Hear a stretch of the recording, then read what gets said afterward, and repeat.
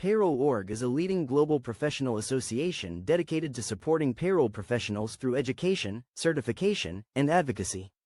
Formerly known as the American Payroll Association, PayrollOrg provides industry-recognized training programs, including the Certified Payroll Professional (CPP) and Fundamental Payroll Certification (FPC).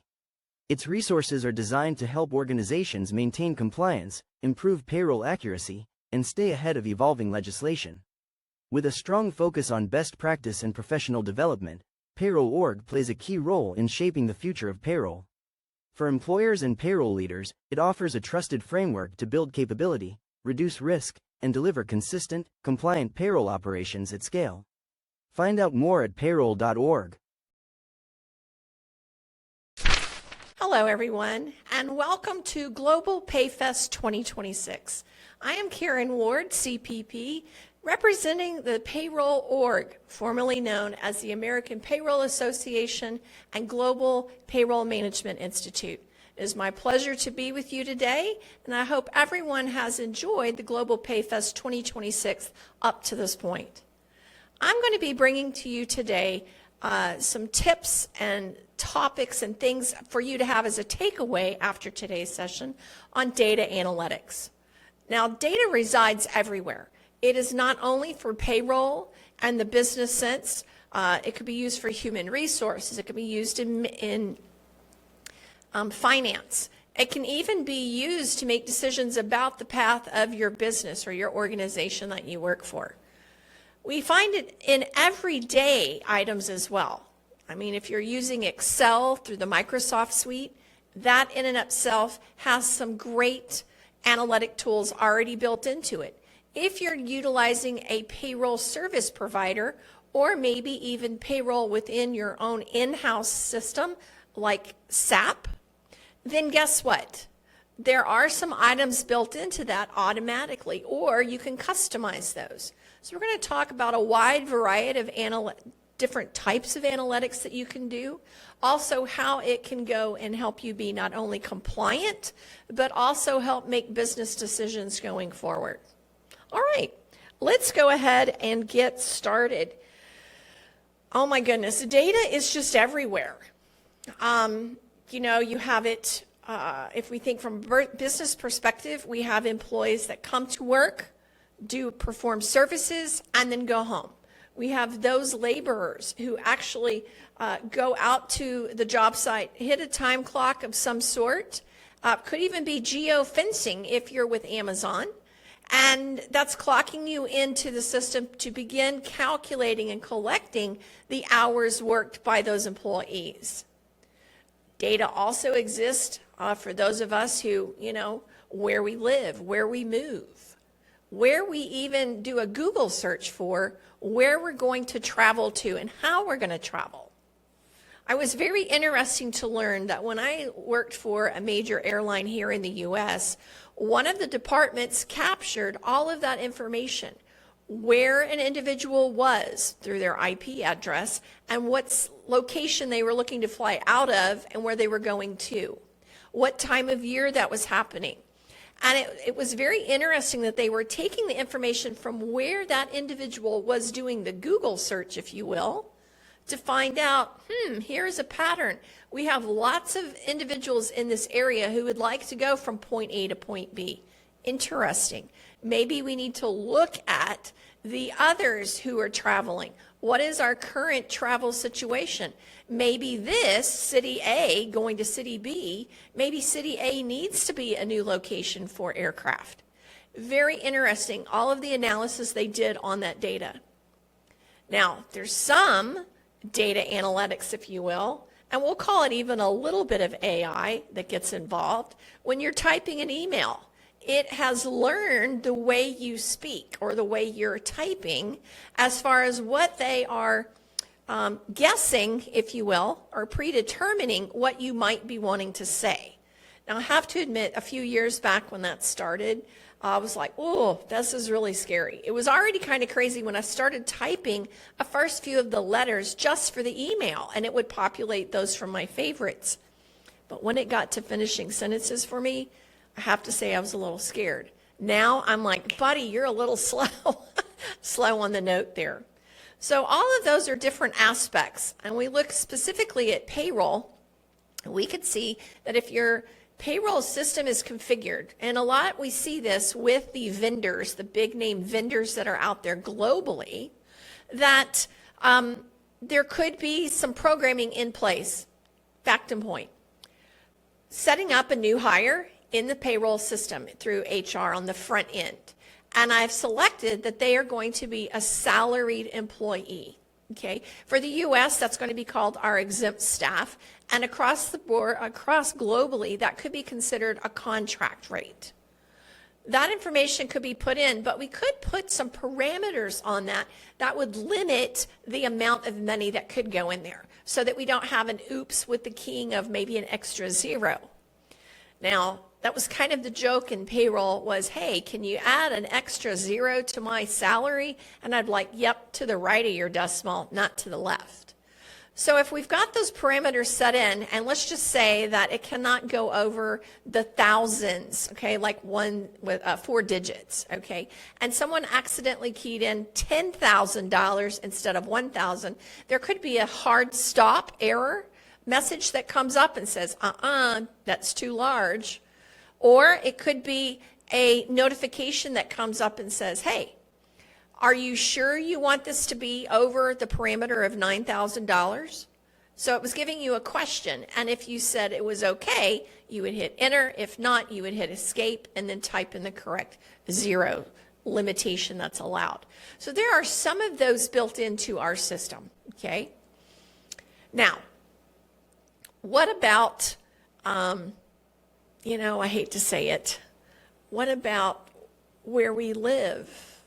What are the demographics? I know in my little bitty town, it was just horses, country, half-acre lots and such, and now it's not even a half a mile from my home, they're building city lot homes. And now our 2-lane road is no longer going to be able to handle the 2,000 homes that are coming into the area a half a mile away. That is data as well. They're looking at data from the housing authority, right, moving out, the growth out in the area. How many homes do they think they need? How many multiple family homes do they need, like apartments, those type of things? That is all based on analytics. Data is everywhere, everywhere. And how many of you have gotten up in the morning and listened to the weather forecast? That's it right there. It's just a forecast.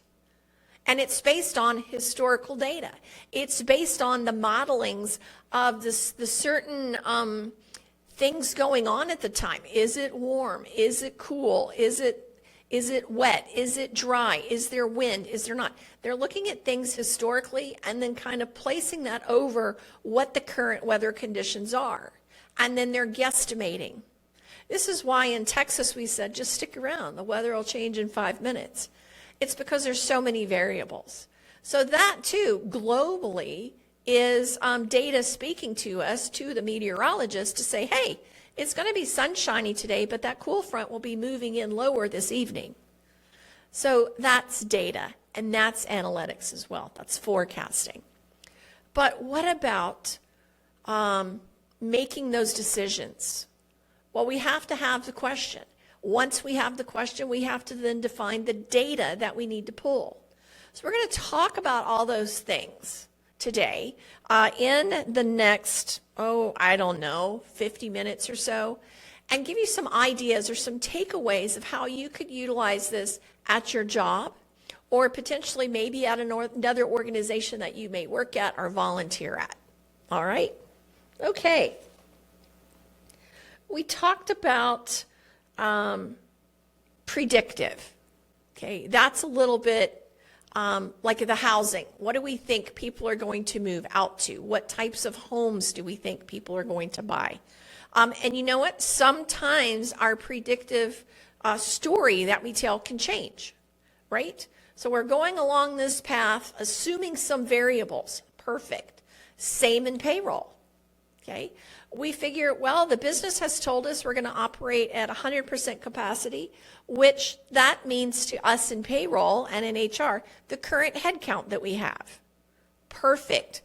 But what happens when you earn another business contract? You win it. You're like, score, but we don't have enough people.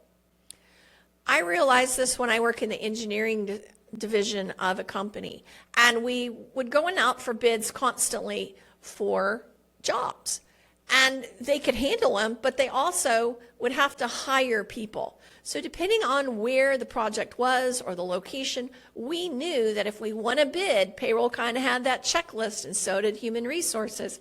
How many people do we need to hire? Where is it going to be located? And then we started drilling down into, on the U.S. side, what do I need to set up a tax account? Do I need to register in the state? What taxes do I need to withhold? Those type of things. But in other countries, we may have to notify of doing business in a new location, right? To let the business know or the agency know that we're going to be hiring and have an influx of individuals coming in. No different than if we finished a job, right? And we did not have another job to send these individuals to, then we'd be on the termination side of their employment. So then we'd have our checkoff list, what we need to do, how long they'd been with us, did they receive a certain type of payment, is it taxed differently and such. So that's another way that we can utilize the business operations to see what all needs to be done, okay? And that's in analytics. It's kind of crazy. If you sit back and think about it, how much data is used. It's everywhere, and it's used all the time. Now, we may not, people think about it this way, as numbers. It's not just numbers. It could be a lot of information. Demographics. You know, you could, HR and payrolls, their system, maybe one, maybe multiple, but the data is there. So you could bring all of that data into one location. That's fine. Totally up to you and how you want to handle that. But you could utilize that information to say, we have seen, taken all that data, we have seen an uptick in hiring females. We have seen an uptick in hiring part-timers. We have seen an uptick, if you will, of individuals under the age of 25 who just don't want to stay very long at this job. Or maybe we take the information and the data and we look at longevity and we look at that age range, and you might be shocked. But it doesn't stop there. Look at the age range, look at how much money has been invested into training potentially for those individuals, and then even, let's just take it a step further, how have they moved up through the company? Did they start at an entry level or mid-level and now they're in management? Or are those individuals just kind of hanging out in one of those sectors, if you will? All of that information is there. It's at our fingertips. It's just how we choose to deal with it and to view it. And we can't forget how we present that information as well. From a payroll perspective, compliance is key. And we have to learn to educate outward and upward. That's my famous saying, educate outward and upward, to make sure that everybody is on the same playing field and that we're all ultimately here for one reason, to pay the employee. Oh, nope, wait. I think I meant to say to make the employee happy. Well, it really depends on who you ask. Payroll for compliance, HR for happy. We could have a cohesive bond with that situation of those two, and we should. It should be a good experience for the employee. So if we're looking at that information, what do we do? What do we need to know? What is the question maybe we should be asking? How many of you out there actually have customer service surveys that you send out to your customers, whether your customer is your employee, your internal department, or an external vendor that you're dealing with on a routine basis? Getting that information back can definitely help you move into the right direction, or see if you're meeting your goals that you expected or meeting the customer's expectations. You might identify some gaps where we've got, we have some holes here that we need to look at, we need to fill. Analytics are available for all different types of reasons, okay? Now, I understand that in Spain, that there is a national minimum wage and that there is a large following, or I should say presence, of contracts. Okay, what we call a CBA, a contractual binding agreement. And that is for a multitude of people in Spain. And I think that's wonderful.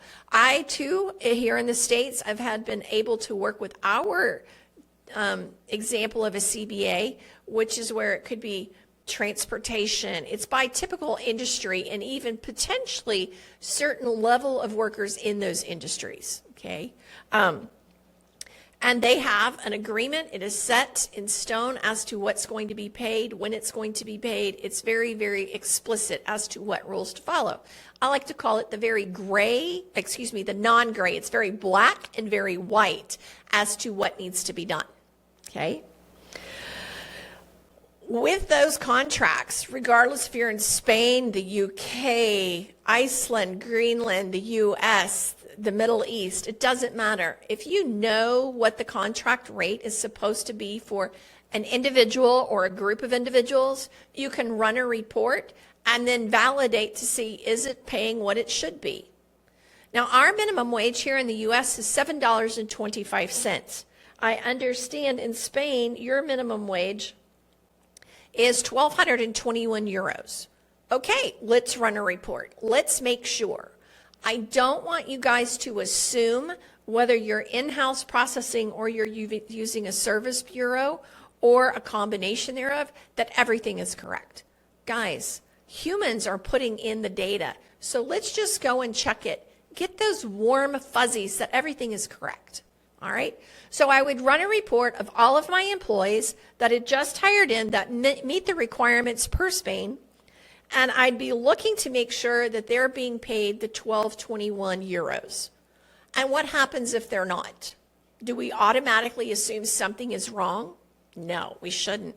We need to say, well, wait a minute. Let's put that group together on paper and let's start looking at different things.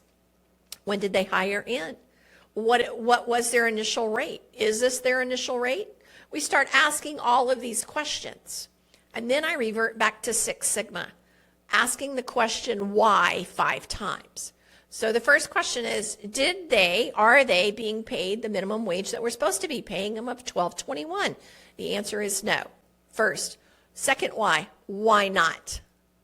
Okay, so we go in and look, and then we have to start analyzing that group of individuals. Oh, this group all happened to have started on January 1st of 2026. Okay, good. But that's not the why. Why? What makes that different again? Okay, so we look at those 6 and we start noticing possibly that they were entered at the wrong job position. Okay, depends on your system. This is why it's critical to understand how your system works. All right, whether it's one system A to Z or you have an upstream system that is feeding your system. Okay, understanding. So we all hired on January 1st of 2026. We start noticing that they're all the same job code or employee task code, if you will. And then we're like, oh, well, we haven't used that task code in a long time. Oops, that task code should have been discontinued. We then compare that task code to the other task codes of the other employees, and guess what? They are all correct, that subset, except these few individuals.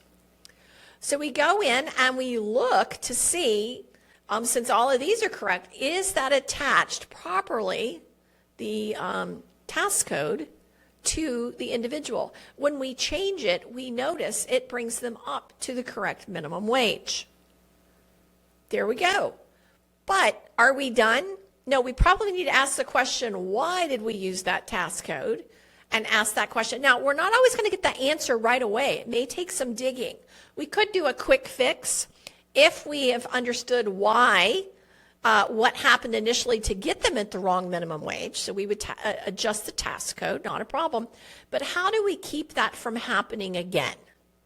All right, we would start looking, and what we noticed was that the 2 individuals in human resources or that onboarding department were brand new and they didn't know any different. Okay, but why? Well, we looked back. Again, you see why I'm asking the 5 questions? It's actually getting us to the root cause of why there was a non-compliance and an out of balance. All right, we found out that the 2 individuals who entered those unique people actually didn't know any better. It's the way they were trained, and guess what? When they pulled up their training document, it had the wrong information.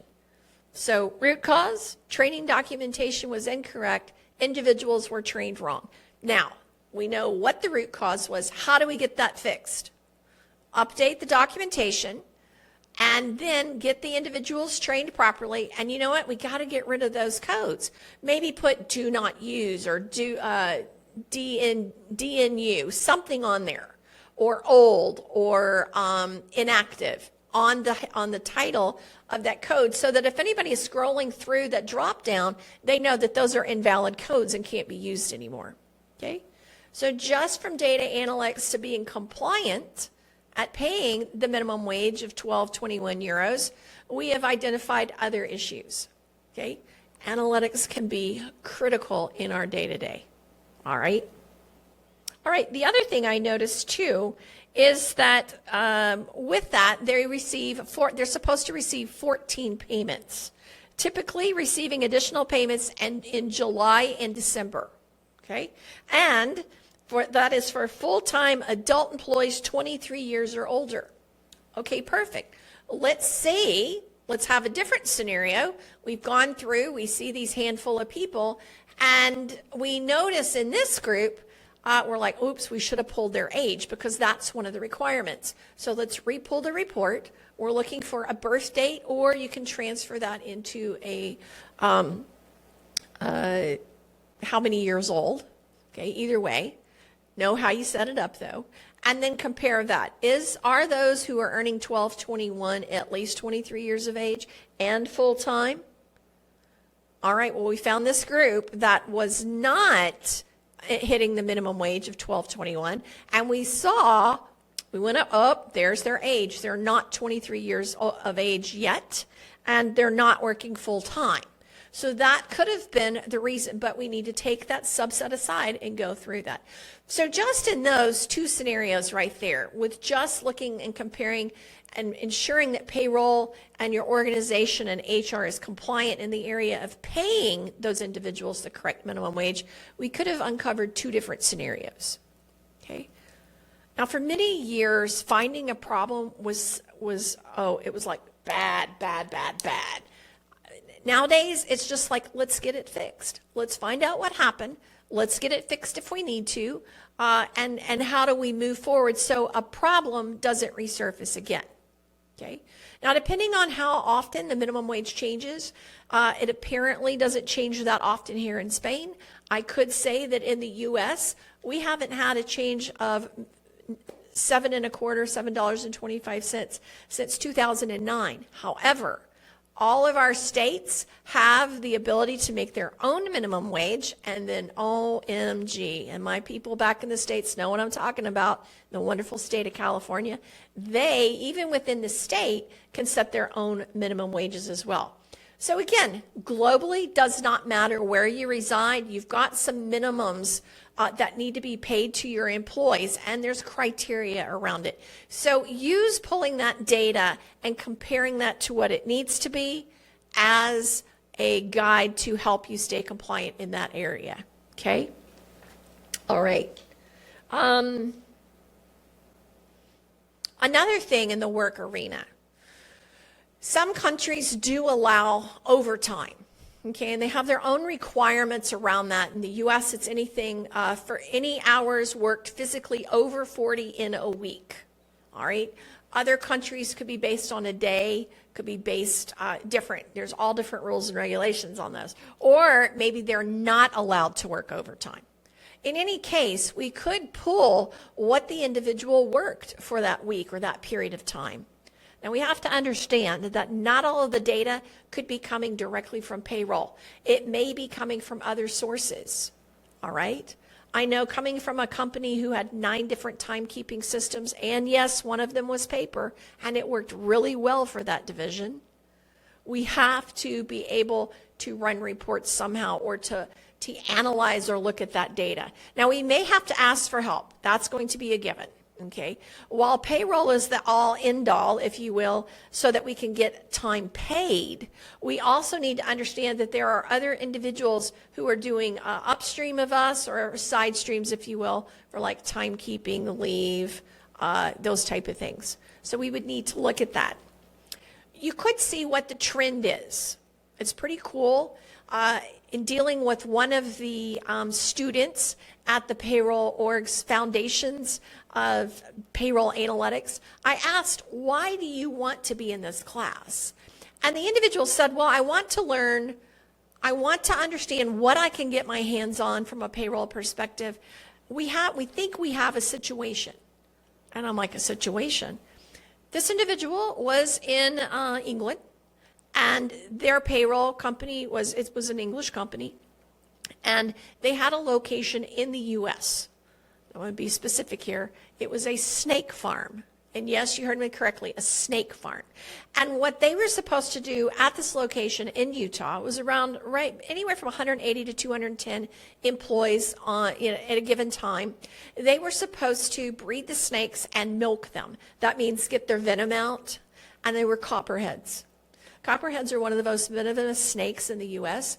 And Texas, where I hail from, is one of their largest areas that they are, and we need the anti-venom for. But getting back to the snake farm, they thought they had an attendance problem. Their rule was that if there was a holiday, you had to work the day before and the day after as scheduled. If you did not, then you were foregoing your holiday pay, unless it was prearranged. They were trying to see why they had so many call-outs on those days. And he pulled the data, thinking and expecting to find, yep, we've got those people on an unscheduled call-out. Well, they had a few, not as many as they thought. What they uncovered was, now these are individuals who hit a time clock to punch in and punch out after their scheduled time and for lunch periods as well. What they found out was, it was interesting how 6 to 10, maybe 12 people could punch out on the same minute, on the same time clock. And he brought this to me. He said, this is not what I was expecting to find. I've even asked for the punches on the time clock.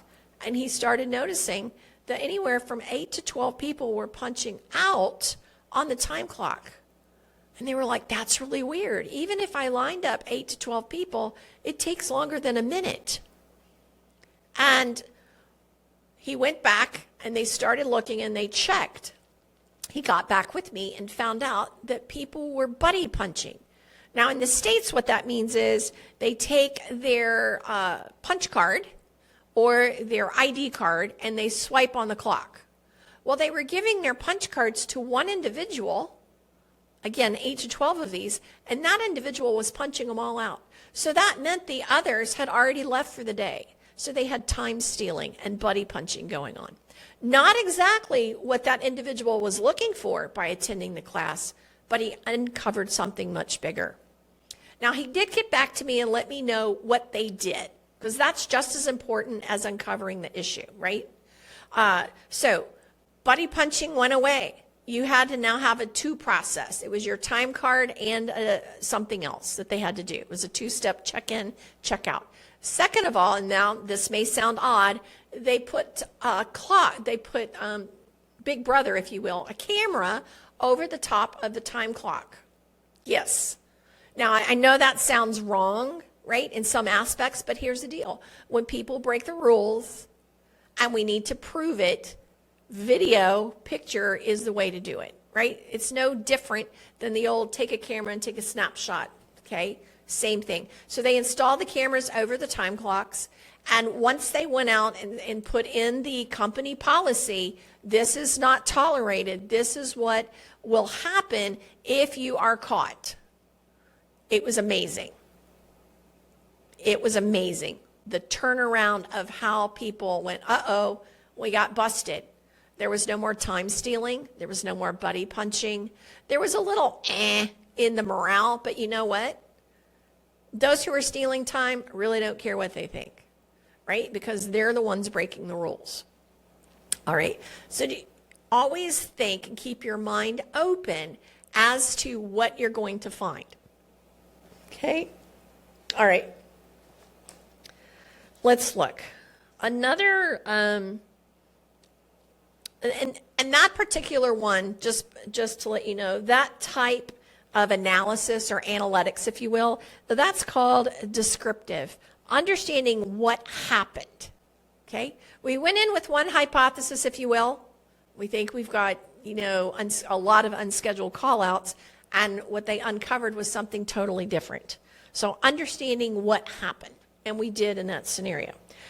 You're going to be making some assumptions, but I would say this: make sure your data proves it or disproves it, like in this case. Okay? Assuming can only get you in trouble, but you've got to start at what we think the situation is. All right, let's look at prescriptive, if you will. This is where we're going to be taking data and we're going to determine what should be done. And you're like, what? Predictive? What are you talking about? Well, this is where, let me get a good example here. What's going to happen next and how will it affect? All right. Depending on the industry you work in, human resources, HR, finance, those three departments continue to work like clockwork. It doesn't even, regardless of what the industry you're in, it's still going to happen. Doesn't matter if you're driving a truck, you're driving a bus, you're driving a plane, you're making widgets, you're making bricks, you're building homes or flats. It doesn't matter. All right. But we have to understand that business. So in the case of transportation, okay, there are some seasons where we see an uptick, an increase in transportation, people traveling. And then we also see a downtick during those low periods where, like summer vacation is over, or maybe they're traveling for a holiday or such. Understanding how that works. So you could pull your data to look at a trend, okay? So what happens when, let's just say, summer starts? School is out of session for a period of time. We're going to see potentially vacation being used or personal time being used, paid time off. It's called numerous different things around the world. We're going to see an uptick of people taking off to be with their families and to travel. But when you have people taking off, what happens? Well, you have to either supply people to work those jobs, backfill them. That could be done on overtime. It could be done on hiring part-time people behind. It could even have temporary employees. So if the job's not getting done while these people are out, who's going to do it? So we could see some additional expenses. We could see increase in overtime. We could see an increase in temporary workers coming in. We could see an increase in individuals being hired to backfill these individuals. Okay, so we could see different things. That's why it's important to know, how does your company handle the workflow? Okay, does it stop? Is it enough to spread around the department? Okay, but in this scenario, more individuals are taking vacation or paid time off. That means we have to have people right behind them to continue on the job. But what else do we see potentially? Well, just like that, when those individuals come back off vacation, the overtime goes down. The temporary employees are let go or reassigned elsewhere. So we start seeing those additional expenses go away. That's a trend, okay? And you could map that for the whole year. In fact, you could probably, once you map it for 1 year, I would go back to the preceding year and map that as well. Other things you need to consider, okay? Was there a significant weather event? Was there a significant Mother Nature event? And I'm calling that Mother Nature. It could be fires, it could be mudslides, it could be extremely hot temperatures, it could be extremely cold temperatures, all different types of things that occur. Could it have been an economic issue? Okay. It could be economic, it could be a worldwide global issue going at the time. Those are the other things you need to keep your ear open for so that you can see those types of things. Okay. But I would say in that case, which would help you, it could help planning for the future. How many individuals maybe do we need to have in the temporary backup pool, if you will? How much do we need to budget for? Maybe, and I hate to say this, we have to look at both sides, is maybe we need to limit the number of individuals who go on vacation at certain times of the year, maybe during our peak, okay? Those type of things. So it's looking at it from different perspectives. And that's what I'm saying. That data is there. You can use it for compliance. You can use it for trends. You can use it for what's going to happen. Now, I don't know if this happens too much in the globally, but I'm willing to bet it does. I know that when the U.S. issues their annual earnings statement, which is what we call the Form W-2, that we file with our IRS system. Now, that could be different systems for everyone in the country globally, but in that, we see an uptick of phone calls coming in, especially around the deadline, which is coming up here in the next, in April. What do? Well, it was not uncommon for us to kind of move some duties around to make sure that the individual, more than one person, could handle the uptick or the increase in those phone calls. Perfect. It could be at some companies where we hired a temp for 4 weeks for the month of April, well, mid-March to mid-April, to handle those calls. So there's ways that can help you be more efficient as well. Okay? All right. Let's see, we've talked about kind of those items that are included in your systems, what we would call standard reporting or validations or edits. That is a type of analytics, at least for data entry sources. Talked about forecasting. That's the wonderful world of the weather, but also within your department. Okay. One of the questions I see on social media quite often is, how many employees do you have in your payroll department, or how many employees do you have in your human resource department? And I really kind of hate to see those, because it's not a one-size-fits-all by any means.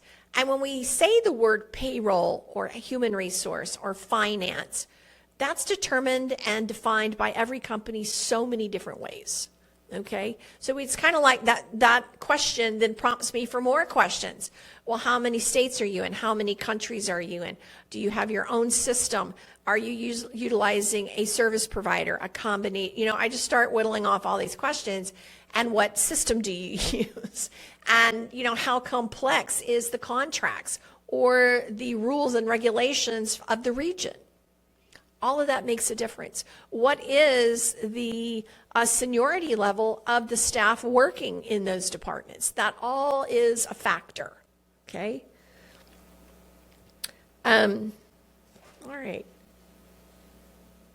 Now, how we utilize the data analytics, we talked about compliance.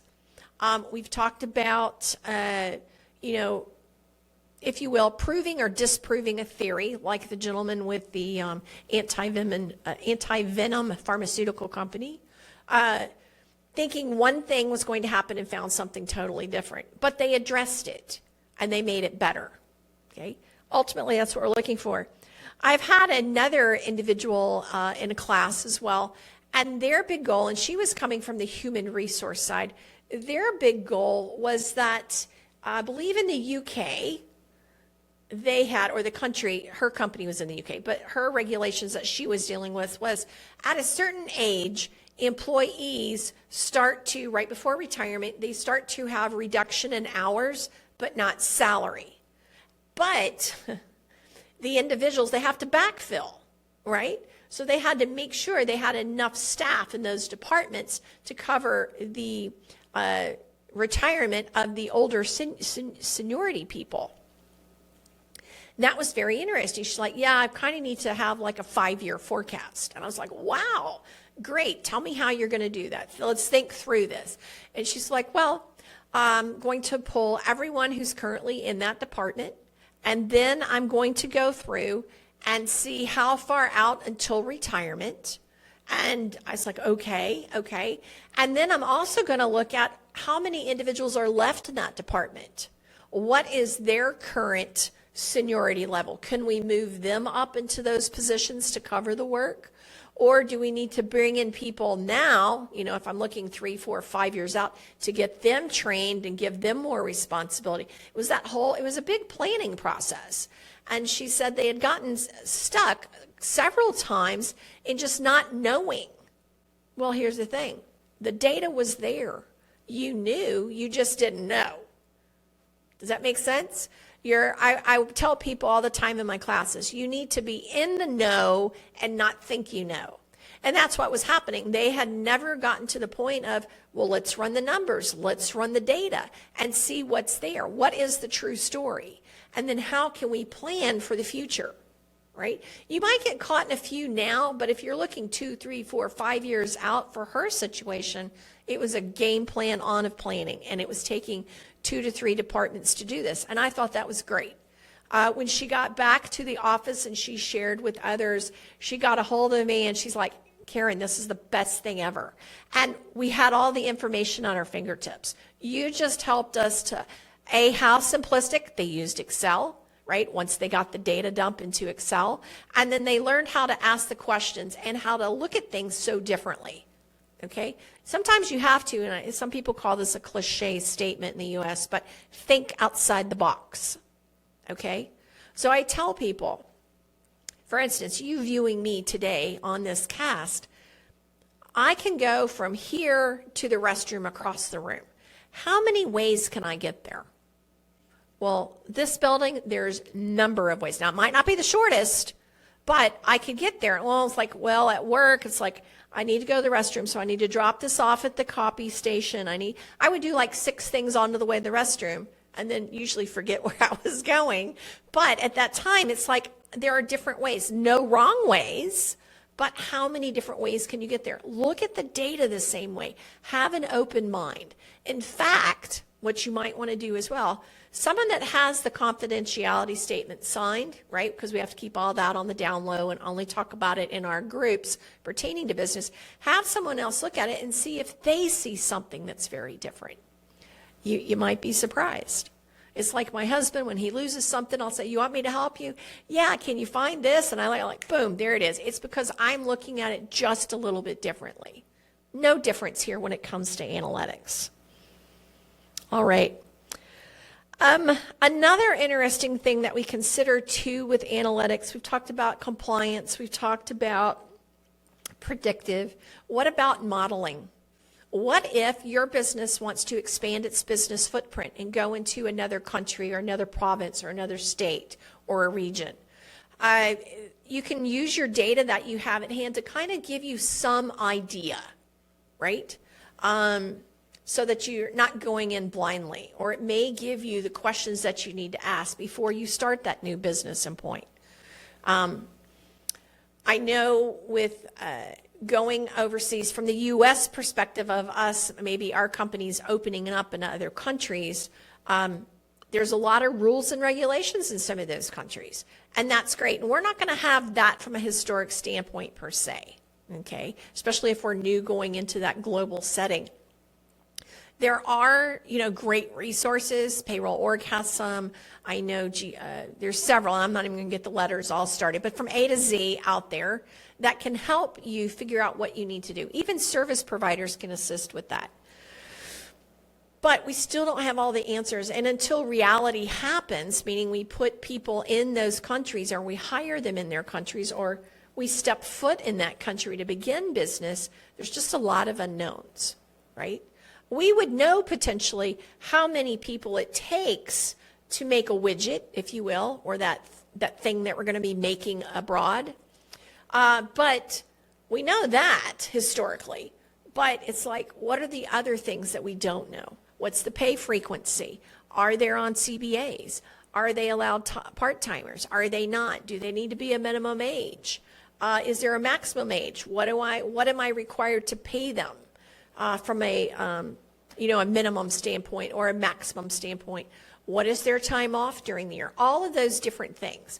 So having that analytics of what you do know gives you that start, that first piece that you need to expand your business into other countries, cities, states, localities. It's just, It's amazing. And we just didn't know that's what we could do with it. I think a lot of times we get stuck in just data entry and doing the mundane, if you will, day to day, week to week, month to month, when we're paying our employees. It's just like, oh. And then when somebody asks the question, you're like, well, I don't know that. We don't have that information. I'm betting you do. So my question or my challenge to you guys is this: whether you sit in human resource, payroll, even in finance, go to the other team and said, what would you, if you could have any report in the world or any information, now not confidential, okay, but that would help you make a better decision, what would that be? Maybe it's reconciling the accounts in the financial system. Maybe they just don't have enough training. With Sarbanes-Oxley here in the state, we have regulations where they would prefer us to do everything automated as much as possible. And the minute you have a manual entry, everybody's up in arms. Oh my gosh, what happened? What happened? Well, there are those questions that need to be asked. We could run in finance a report that showed how many were automated entries versus manual. Who is making the manual entry all the time? Why are they making the manual entry? Now, you may not have the answer to why are they making the entry. That might be a question outside of your analysis that you would have to go and get. But it's all imperative to have that information so you'll know where you're going. Did you uncover fraud? You could have. You very well could have. Or you could have uncovered just the other thing at the end of the spectrum. There's something wrong with the system, and when it goes to post certain entries, it just dies, and the only way to get the information recorded is manually. So maybe we've gained an efficiency by uncovering something needs to be corrected or fixed. Okay? All analytics. All analytics. What do you think would be something that HR might like to know? Now, you remember, HR is responsible for recruiting, hiring, giving them the offer letter, if you will, collecting certain information, especially if the other countries say this is the amount these individuals are going to be paid and how frequent. That's great. But maybe they want to hear, maybe they got a employee survey back that wasn't too great, and they were complaining, the employees were complaining about overtime. Well, maybe human resource wants to know how many hours of overtime a person is working on average. What a concept. And maybe they could help management address that. Maybe that means hiring new people. Maybe that means analyzing, again, here's my analytics, analyzing the workflow of certain things. Could we gain efficiencies? Again, analytics is everywhere.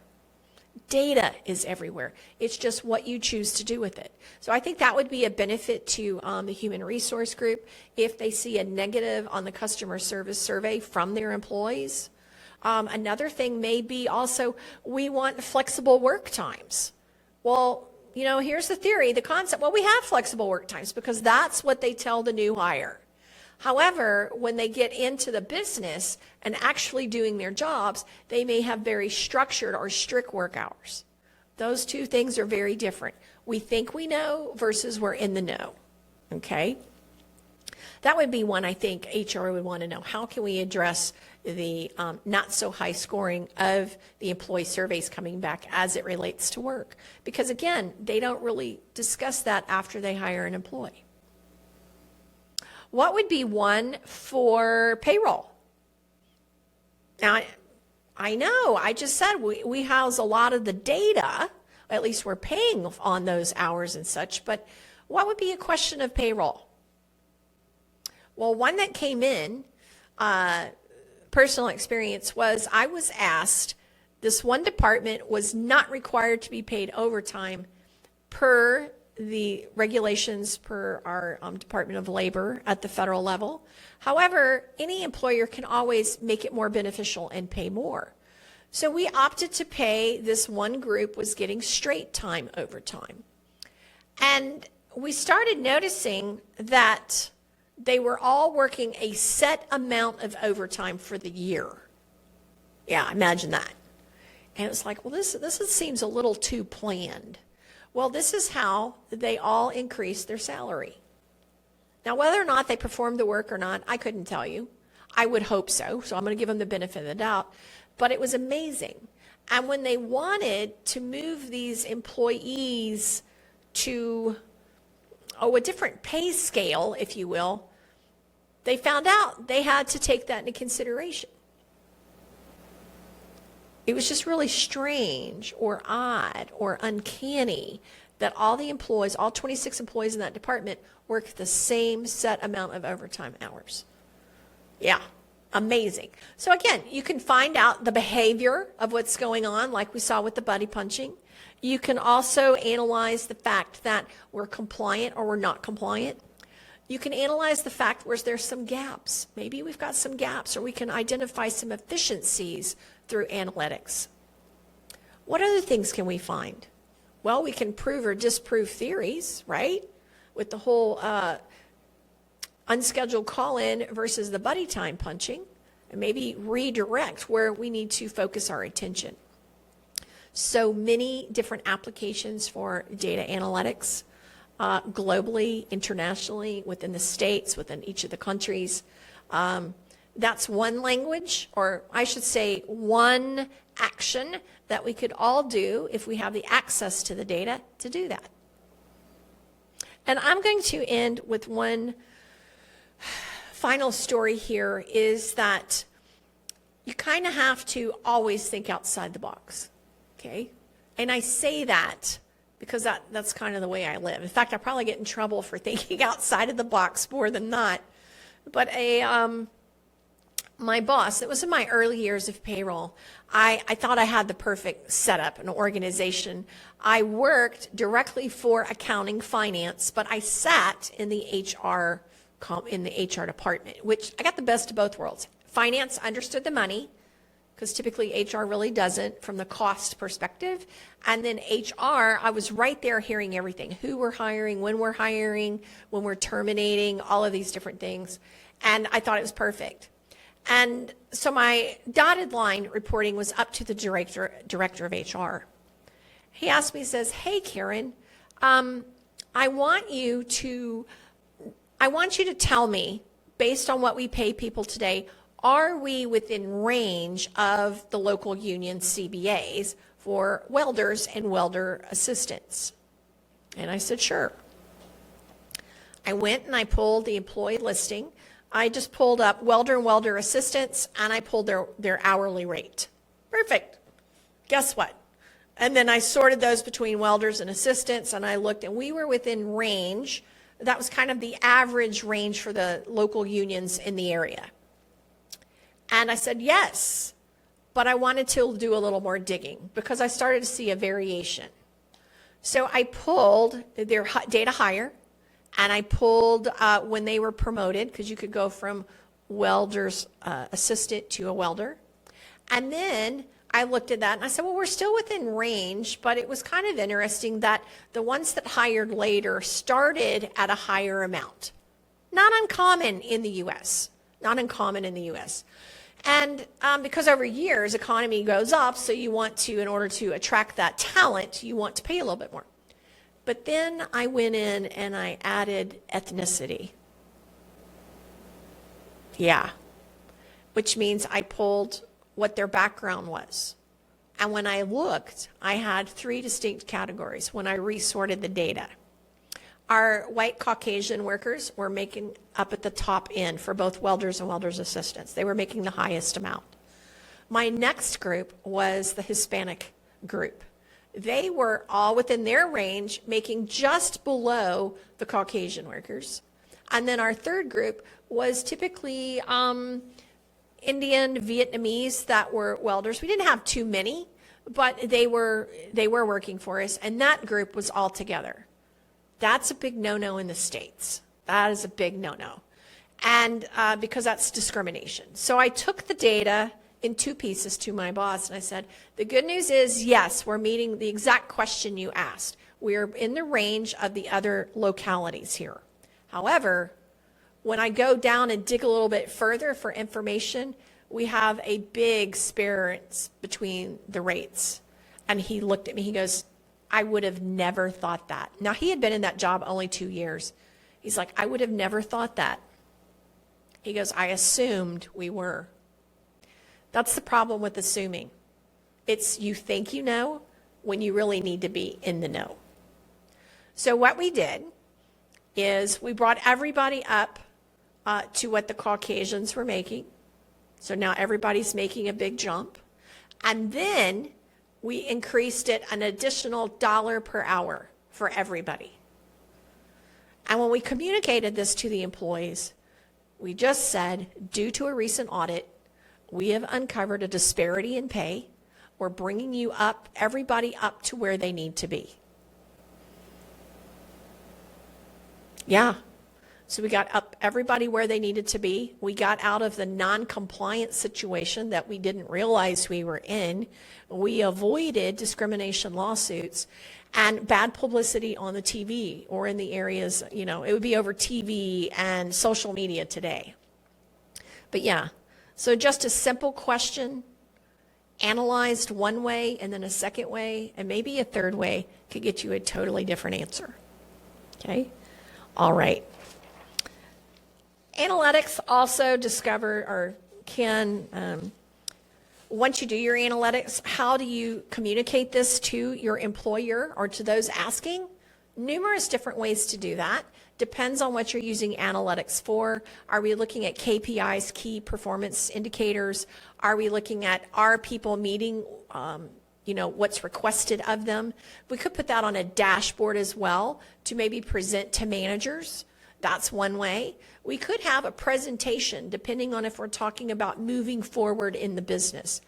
Understanding in all of these aspects who your audience is and making it as simple to understand with the least amount of complexity is key. Okay. PayrollOrg does offer a series in fundamentals, intermediate, and advanced payroll analytics. Now, again, all of this, even though we bring it down to the payroll arena, it can be used for all departments. It can be used for purchasing. It can be used for sales and marketing. It's all there. And we would love to have you come join us. We do those virtually as well as in person.